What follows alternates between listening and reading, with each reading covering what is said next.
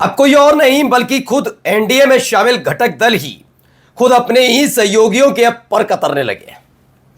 यह बिल्कुल तय हो चुका था कि अगर आप अपनी पार्टी का विलय भारतीय जनता पार्टी में नहीं करेंगे तो भारतीय जनता पार्टी आपको पूछेगी नहीं। मतलब सोचिए, पहले आपके साथ की जरूरत एक राज्य में सरकार बनाने के लिए आपके जो कोर वोटर्स हैं उनके जरिए जरूरत होती है, तभी आपको सिराखों पर बिठाते हैं। उपेंद्र जी कुशवाहा जी करते हैं। आपके बेटे को बिना एमएलए एमएलसी बनाए मंत्री बना देते हैं। लेकिन जैसे ही पाला बदलता है वैसे ही आप पर दबाव डाला जाता है कि अपनी पार्टी का विलय कराइए।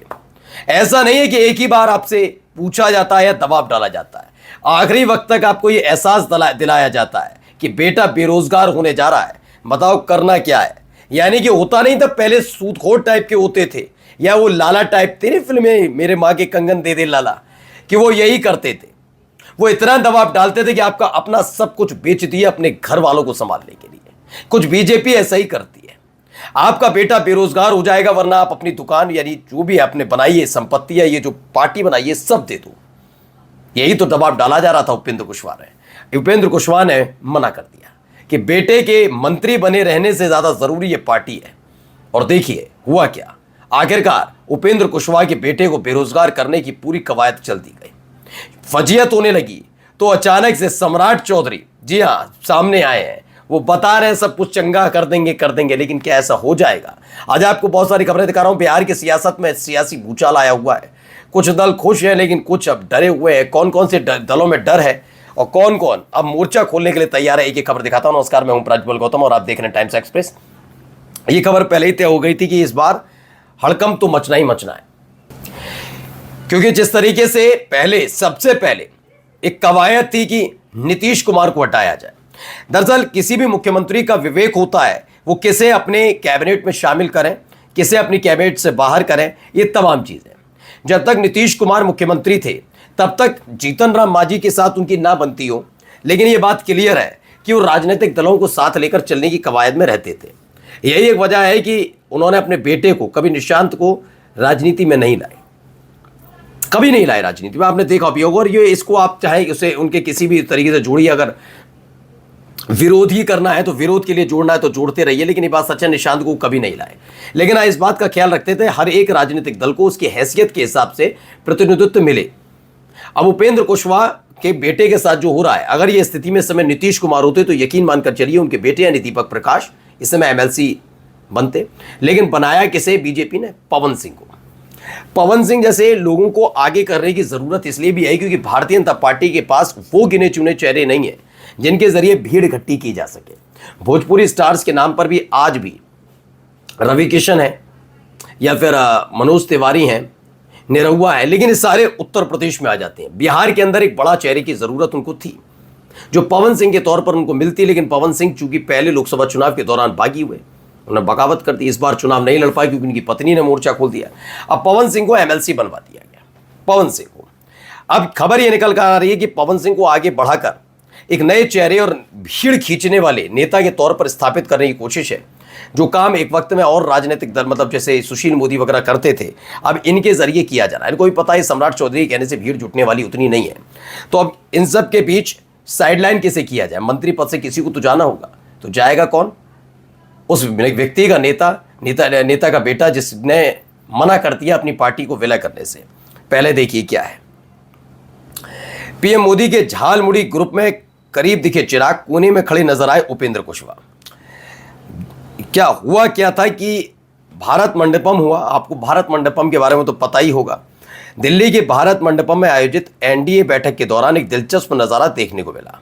पीएम मोदी ने सहयोगियों संग झालमुड़ी का लुत्फ उठाया। इस दौरान चिराग पासवान पीएम के बेहद करीब दिखे, जबकि उपेंद्र कुशवाहा थोड़े फासले पर खड़े नजर आए। इसे बिहार में चल रही हालिया सियासी खींचतान से जोड़कर देखा जा रहा है कि कैसे उनको साइडलाइन करने की कोशिश की जा रही है।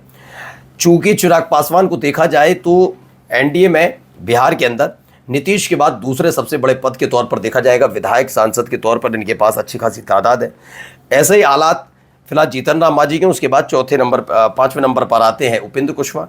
उपेंद्र कुशवाहा ने जिस तरीके से इन लोगों के सामने घुटने टेकने से मना किया, उसके बाद से ये स्थिति बनी हुई है।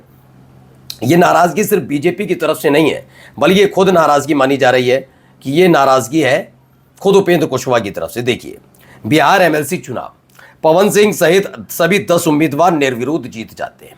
पवन सिंह जैसे को नेता बना दिया, ठीक है, बनना भी चाहिए, सबकी अपनी अपनी मर्जी है। दीपक प्रकाश का पत्ता साफ, किसका? दीपक प्रकाश का पत्ता साफ कर दिया। अब देखिए, बिहार विधान परिषद की सॉरी माफी चाहूंगा कि 10 सीटों पर पवन सिंह सहित सभी 10 उम्मीदवार निर्विरोध निर्वाचित हो गए। नामांकन वापसी का अंतिम दिन था, सीटों के अनुपात में ही उम्मीदवार उतारे गए थे, इसलिए निर्विरोध निर्वाचन हुआ और वोटिंग की नौबत नहीं आई। कौन कौन है? बीजेपी ने से पवन सिंह, देखिए ठीक है, पवन सिंह, संजय मयूख, शीला पंडित और अनिल ठाकुर। जेडीयू ने भारती मेहता, निशांत कुमार, निशांत यानी उन्हीं के बेटे, ललन प्रसाद, शिवानी देवी, लोजपा रमला से अशरफ अंसारी और आरजेडी से सुनील सिंह निर्विरोध चुने गए। इसके साथ ही अब तय हो गया उपेंद्र कुशवाहा के बेटे दीपक प्रकाश की कुर्सी जाएगी। वे अभी बिहार सरकार में पंचायती राज मंत्री हैं। ये इसीलिए क्योंकि उनके पिता यानी कि उपेंद्र कुशवाहा ने मना कर दिया कि वो किसी भी कीमत नहीं अपनी पार्टी का विलय करेंगे। सिर्फ यही एक वजह है, वरना मुझे एक बात बताइए कि क्या जरूरत थी आपको तब मंत्री बनाने की? ना तब भी एमएलए एमएलसी नहीं थे, अब भी एमएलए एमएलसी नहीं है, तो क्या जरूरत थी? क्योंकि एक दबाव था कि बेटे को बनाओ मंत्री, और उसके बाद दबाव डालो कि भाई है। और क्या है कि उपेंद्र कुशवाहा का राजनीतिक कद इस समय बिहार के अंदर देखा जाए तो उतना बड़ा नहीं है कि वो बीजेपी को डेंट पहुंचा सके, डेंट नहीं पहुंचा सकते। और अगर यहां से कवायद उपेंद्र कुशवाहा के जरिए शुरू होती तो जो कल तलक मोदी जी कर रहे हैं ना जीतन राम जी, अगला नंबर उन्हीं का है, अगला नंबर उन्हीं का लगना है। उनके बेटे की भी कुर्सी जाएगी, नौबत लाएंगे और कहेंगे कि आप अपनी पार्टी का विलय भी बीजेपी में कराइए, क्योंकि ये चाहते हैं कि हर एक राज्य में दो ही पार्टियां हो, एक तो बीजेपी और दूसरी सामने वहां की क्षेत्रीय पार्टी। लेकिन वो क्षेत्रीय पार्टी भी इतनी कमजोर होनी चाहिए कि वो लड़ने की स्थिति में ना हो। जैसे आप जाकर देखिए उत्तर प्रदेश के अंदर बीएसपी की हालत है, वहां आरजेडी की हालत बनाने की कोशिश की जाती है। क्यों? ये चाहते हैं कि चुनाव से पहले उस राज्य में जहां चुनाव हो रहे हैं सत्ता में आए, सब समझ गए। अब देखिए, इसमें भी लिखा हुआ है, पढ़िए, कि बीजेपी में विलय का सवाल ही नहीं। दीपक प्रकाश के मुद्दे पर बोले उपेंद्र कुशवाहा। साफ कर दिया है उपेंद्र कुशवाहा ने कि उनकी पार्टी का बीजेपी में विलय होने का कोई सवाल नहीं। उन्होंने कहा कि आरएलएम एनडीए का हिस्सा है और आगे भी एनडीए में रहेगी। उन्होंने कहा दीपक प्रकाश के मंत्री पद और एमएलसी में नहीं बन पा रही सवाल पर कहा इस मामले में जो भी जानकारी वह पहले सार्वजनिक है। बीजेपी की तरफ से प्रेस विज्ञप्ति भी जारी की गई थी, इसलिए इस पर अलग से टिप्पणी करना उचित नहीं होगा। दीपक प्रकाश को मंत्री बनाने का फैसला एनडीए और खासकर बीजेपी के शीर्ष नेतृत्व की सहमति से हुआ था। ऐसे में अब आगे क्या होगा इस पर भी बीजेपी नेतृत्व को ही विचार करना होगा। यह भी कर दिया है कि हमारी पार्टी किसी भी कीमत पर उसमें शामिल नहीं होगी, मतलब विलय नहीं कराएगी। विलय वाली चांस तो गया हाथ से, लेकिन बेटे का मंत्री पद भी गया। ये पहली पार्टी है जिसने अपने तेवर दिखाए हैं, छोटी ही सही, लेकिन इससे हिम्मत बढ़ रही है अलग अलग राजनीतिक दलों की। नमस्कार।